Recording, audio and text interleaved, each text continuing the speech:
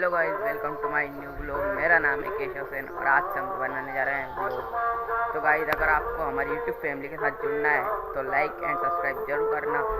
तो आज की ब्लॉग की शुरुआत हो रही है गाइस मंदिर से। तो गाइस, अभी हम मंदिर आए हैं। मैंने सोचा कि मैं भी बना के देखूँ ब्लॉग।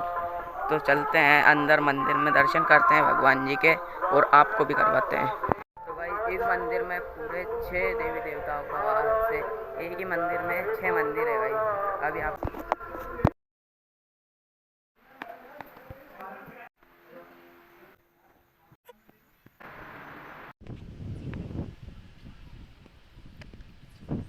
तो दर्शन हो चुके हैं गाइस। अब हम चलते हैं घर पर। उससे पहले आपको एक चीज़ बताता हूँ गाइस। ये देखो, मंदिर के बाहर पार्क है गाइस। कोई भी झूल सकता है, यहाँ पर झूले भी लगते हैं बहुत सारे। तो गाइस, अब उठाते हैं स्कूटी और चलते हैं घर। अगर आपको व्लॉग अच्छा लगा हो तो लाइक एंड सब्सक्राइब जरूर करना।